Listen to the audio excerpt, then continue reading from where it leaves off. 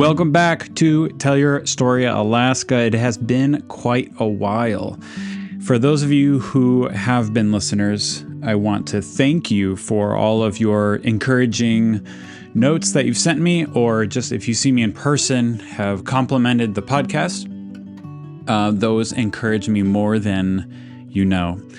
And I know I haven't put on an episode since last May. I'm recording this now in late October. And my last episode was in May. I've been extremely swamped. You know, ministry in Alaska is very seasonal. You get these really busy seasons, and then it slows down. This year just had a much longer busy season, and I just decided to set aside the podcast. So I wanted to give you an update today on everything I've been up to, but I don't want to spend a ton of time on that because who wants to listen to that for your car ride to work or wherever you're listening? So just a brief summary, and then I do want to talk about what's going on with Typhoon Halong, and I have some updates for you in that, and then just sort of my plan for the podcast over this coming winter. I've kind of developed sort of a vision for it, and I'd like to share that with you. And so I'll try to keep this podcast shorter and more concise because it's more like a I'm back episode, and just a few updates, specifically with some things going on with the Typhoon Halong and the aftermath there. So to begin my summer, I will be very, very brief. I know I usually turn podcasts off when I get updates like this, to be honest. So this is going to be very brief. I had a great summer. We had a lot of plans made for flying for various ministries across Alaska, and the plans basically went as planned. Very, very pleased with how it all went. The one difference was I normally fly for the Keiko Retreat Center for a few events that they have. But this year, I spent a lot of time on the phone with the camp director out there about it, and he really struggled with making a hard decision to not have any camps this summer so he can make some upgrades at the camp. Much needed upgrades there with the facility. And so he decided to cancel the camp, and he had various teams out there doing work projects out there at Keiko. So I did not end up going over there this year. But I really miss Keiko, and I'm looking forward to getting back there this coming year. But that was the deal there. But however, I did, the Covenant Bible Camp out of Unaclete reached out to me, and I ended up doing a few flights for them. I'm not sure if I'll do more flights from the future, but I would like to. I'm available for that. But that went really well. Those flights are actually some of the longest flights I've done. I flew across a large portion of the state to accomplish those. And so I had to do watch my fuel economy on that. So anyway, those all went really well, and I had very favorable weather. And then the bulk of my summer was spent at Cochrane Hills Bible Camp, where I did quite a bit of flying there.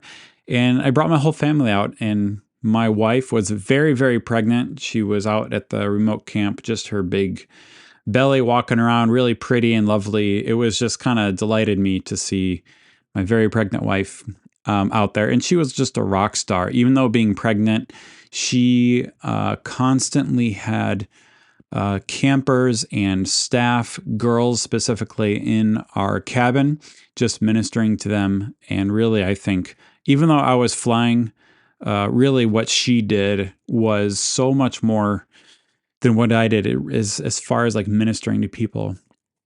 So just really proud of her. And she was pregnant the whole time, and she was homeschooling our two younger kids. She was a rock star. You'll have to excuse my voice here. I got a bit of a cold that I'm fighting. I got I got a really clammy throat right now. Ugh. As far as like weather, which is always that's always the hardship in Alaska. We actually had really favorable weather. There was a few storms, but they were brief. When we were flying along and we came across a storm, they were relatively easy to navigate around. There was some fires, but the visibility never really got so bad that we couldn't fly. It was a little bit challenging with lower visibility, but most of the time we did the old trick of going to the Yukon and following the river, which is it just brings so much relief to have the river it's so visible even in smoky conditions that if you just fly to the river and follow it, you just have this nice visual to follow. But when you're flying over the tundra, or kind of a foresty tree or tundra, it is actually kind of hard to, you don't have any what's the pinpoints for navigation. But if you follow a river, you know exactly where you're going. So we did the river following quite a bit when the smoke came in, and that made it really easy. So really utilizing those tricks actually made it kind of a more stress-free summer as far as flying. So no problems except for a couple of, on one of the other airplanes, we had two cylinders have compression failures. And so we had to send those cylinders out very quickly. And there was a shop down in Matsu Valley that turned them around really quick for us. And so we got those cylinders back on, up and flying again. And one of the other pilots had an issue on his plane. They found a crack in one of the spars, so he had to have that repaired. And that put him out for quite a while. And that did put some strain on us, other pilots. But we were able to bring in some other volunteer pilots who were very experienced, and they did a great job filling in. So overall, really, we had some challenges, but it was just a great summer. The gospel was proclaimed clearly, and I was very, very pleased with all of it. Let's see. Some other updates are when I returned from camp, I decided to do a lot of upgrades on my airplanes. So I have two airplanes. I have a Maul M5 and I have a Cherokee 6, which is a PA-32-300. Those are my two airplanes. And on my Maul right now, I'm pursuing a single pilot Part 135 certificate. And this is something I've never done before, but I do have some friends who have gotten that before, and they've been a massive help to me. And so I've been pursuing these, trying to become compliant under Part 135 law. And Part 135 just means the section of the federal law if you want to have a for-profit flying certificate. And you have to comply with these laws. And the laws are different under just general aviation laws. So I had to make sure I complied with all those with my Maul. And so that's been quite a bit of work. And it kind of like a ripple effect, if you do one little thing, you're like, well, I might as well do this and do this and do this. And I ended up opening a lot of can of worms. In the end, I totally rebuilt the instrument panel in my Maul. I simplified it. I actually removed its IFR capability. It was IFR equipped. But I just recognized after flying the Maul here for some years now that I just not something I want to keep in the plane. Under Part 135, it just means more expenses and something else that could break. If you have anything in op under Part 135 inoperative on the plane, you cannot fly. So I decided to simplify the panel, and I just got a GI 275, which can function as the attitude indicator and have my engine monitor. And that's about it. It's a very simple setup. It was a lot of work, but I'm really, really happy with it. And I do recommend that, man, simplicity is the way to go. Less things that can break. So then on the Cherokee, some of those IFR equipment that was in my Maul was pretty new. A lot of the equipment in my Cherokee is really old technology, like from the 70s, so I wanted to upgrade it. So some of the IFR equipment from the Maul I installed in the Cherokee, and I moved all those over. That was quite a bit of work, but I think it's going to be worth it in the end. And the Cherokee right now, I've really decided to do a lot of upgrades. I've kind of on this kick of I want to pursue excellence in aviation, especially if I'm flying for various ministries. I want my airplane to be excellent, professional, and safe, and set up for long-term use. And so I've sent the engine off for overhaul. And once the overhaul shop took that engine apart and started looking through it, they're finding all the flaws in it. That engine's been on there since 1994. And so it was legal, but it's like, you should probably overhaul this thing. So I did. And after the overhaul shop took it all apart, it's like, yeah, there's a lot of little issues here and there. It's a good thing you sent it for overhaul. So that is currently in process. trying to pay for an engine overhaul. This overhaul is going to cost me about $62,000, which I'm doing my best to find a way to pay for that. I have paid for about half of that so far, and I'm working on the other half now. And I think I will put a donation link in the notes if you're interested in helping out with that engine overhaul project and other upgrades on the Cherokee as well. So I'm also installing an autopilot that someone donated to me. It's a GFC 500 Garmin autopilot, and I'm working through, because it's donated, it's used, and I'm trying to work out if it's under warranty. There's a few missing pieces, and I'm trying to work out those details right now. So there's so many complex things to navigate, but working through that. I also did a off-airport flying clinic with God's Country Aviation. God's Country Aviation is a small Part 135 run by a friend of mine named Isaac Bedingfield. He's probably one of the best pilots, well, him and his father. They're just reputable pilots in Alaska, I'll put it that way. I don't want to say they're the best, but I do want to say that. But I don't know all the pilots in Alaska, and there's some very good ones. But they are one of the very good pilots in Alaska, and Isaac offers an off-airport flying clinic. So I went out with myself and some other mall drivers in Alaska, and we went up into the Talkeetna Mountains and landing on off-airport locations, practicing those skills. So I did that as well, in which after flying a Cherokee 6 all summer, then hopping in the mall. I mean, it's like going from a sports car to, I don't want to use a negative term, because the mall is just I'm going to use a negative term. I don't know how else to put it. It's like a sloppier airplane, especially my mall. It's older and the controls feel sloppier. And I've actually addressed that, and I've cleaned them up quite a bit since then. But it's just a more challenging airplane to fly. Let me just put it that way. It's a great airplane, very capable. I love my mall. But anyway, going from Cherokee to mall out into the mountains and challenging airstrips, I actually struggled the first day or two to get in tune landing around out there. But by the end, I was doing very well, and highly recommend the God's Country Aviation off clinic airport. All right. So that is those upgrades. What I've been up to since last May are all those things, a lot of maintenance and a lot of flying. And I've also continued teaching a Sunday school class at our local church. And actually, even yesterday, I was invited to speak at North Star Bible School, which is a brand new sort of gap year school located in Willow, Alaska.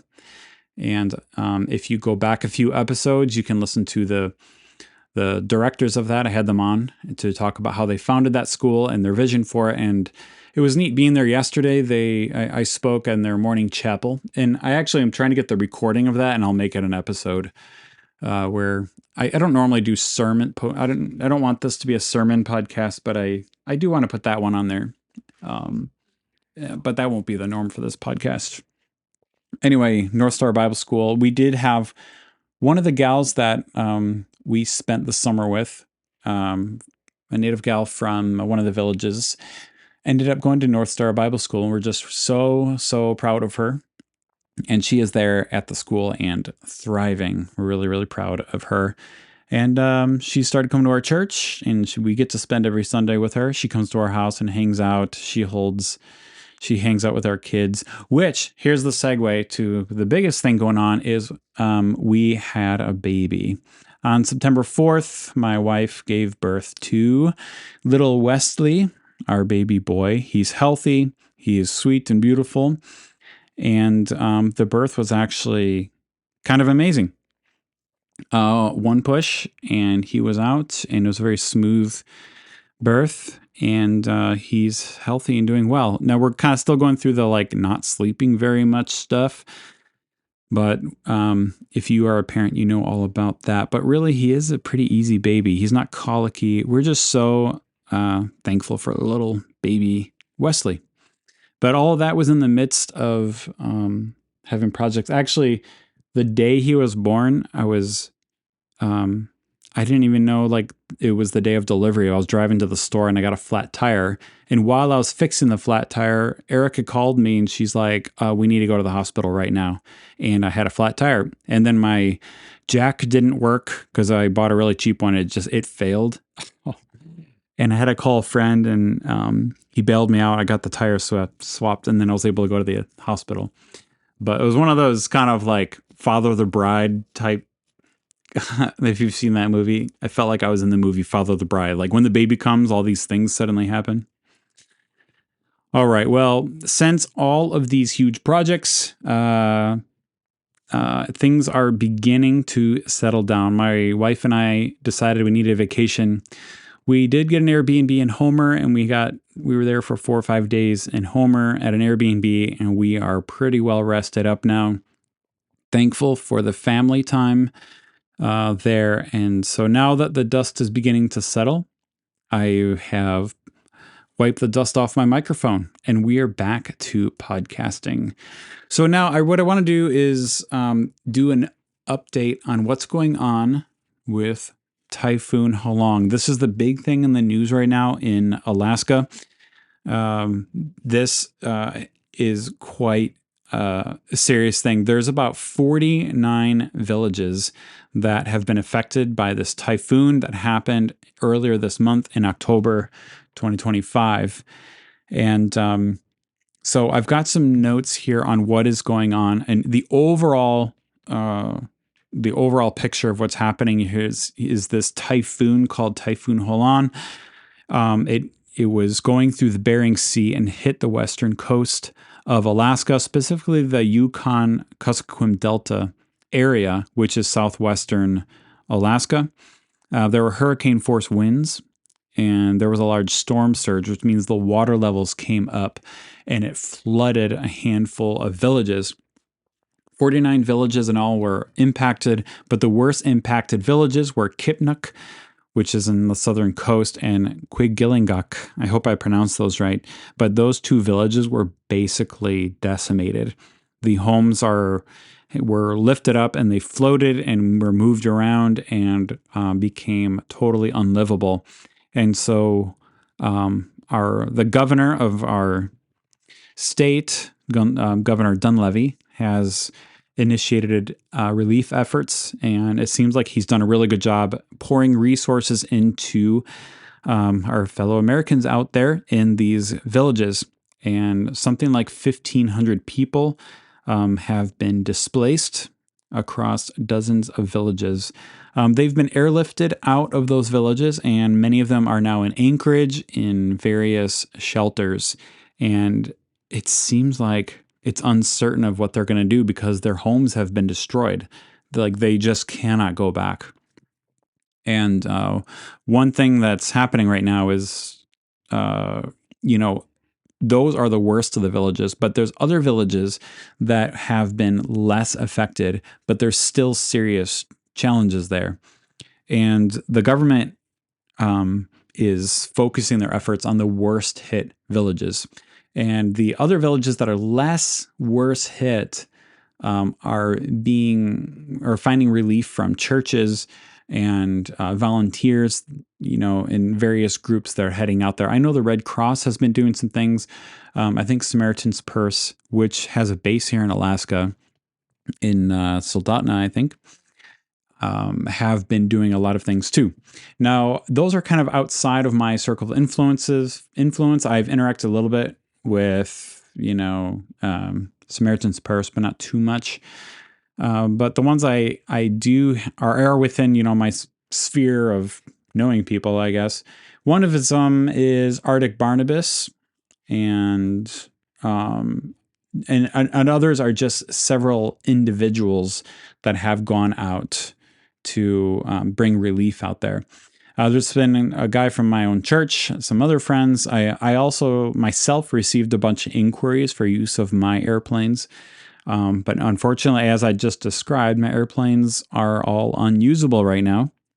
My Cherokee 6, which would have been a very helpful airplane, it doesn't have an engine right now. And then on my Maul, it was working until I took the propeller off. I sent it off for overhaul recently, and then the storm hit. Had I known, I probably would have kept the propeller on, and so it can be used. But it's just kind of bad timing, kind of a thing. But anyway, there are a handful of people heading out there, and I'm actually going to put in the notes some links if you want to donate. They're asking for avgas money because they're doing all these flights. It's all volunteer. And as you know, operating an aircraft is expensive, and these organizations are putting themselves out to help. So I'll put some links in the descriptor. One of them is Arctic Barnabas. I know the pilot, and he's put some updates on his Facebook, and I thought I would just read a little bit of it.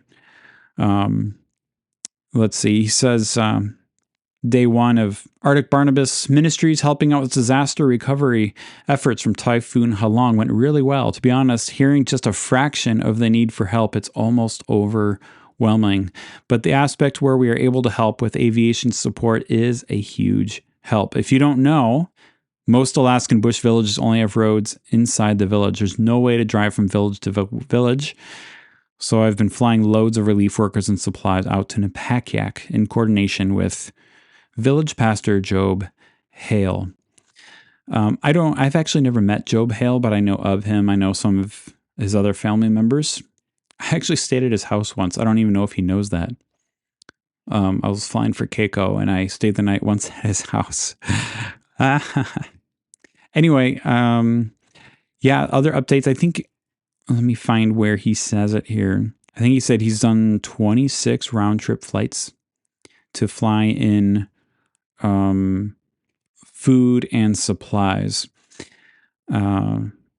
Just lots and lots of flying. And one of the things that's happening here is the waters came in and lifted the houses off their foundations, and they floated them away. And one report from a friend of mine said they would float 30, 40, even 100 feet away from where they were. And so they're having to deal with, like, do we re-put it up on stilts where it ended up and just kind of reform the village that way? Or should they try to find a way to move it? But, moving a structure when you're in a remote village, your only access is what you can fit in an airplane as far as tools and supplies. That's really challenging. And so really a lot of what they're trying to do right now is to prepare these homes for winter.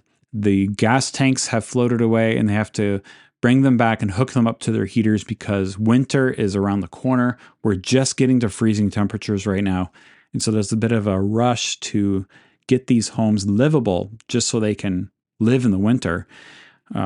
The sewer system, not sewer systems, they don't have much of a sewer system, but the well water is undrinkable. So they're rationing water now. I am not even sure where they're getting fresh water, but they're rationing it because the well water is no good.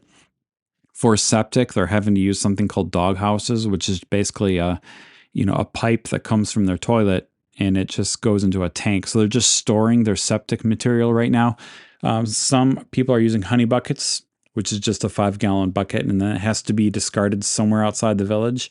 So you can imagine trying to get by while the threat of winter is right around the corner. And that's kind of what's happening right now. Fortunately, I know one thing that's happened recently is President Trump has approved, I think, $25 million to help us, with the relief efforts. And so we're really thankful for the President Trump for those resources for Alaskans. Let's see. Fortunately, another thing is that runways are still usable. They're reporting that all the runways in all of the villages are usable. They did have to do some work on some of them, but that's really good news for getting folks in and out. I have some other friends who've even flown mushing dogs out. So dogs that are used for dog sleds have been flown out to rescue those animals, which are critical to the people. So, that's just a little bit of what's going on out there, guys. Really, really serious. There's about 1,500 people who have been displaced, which means we don't know how exactly they're going to spend the winter, but we want to make sure that they are able to have a warm place to stay for the oncoming winter. So I will put some links in the notes below. Make sure you check those out. If you want to donate, you can look through those links and decide which one makes sense to you. I've done a little bit of donating, and I encourage you to do the same. So that is everything going on. Now, as far as the future of this podcast, here's what I'd like to do.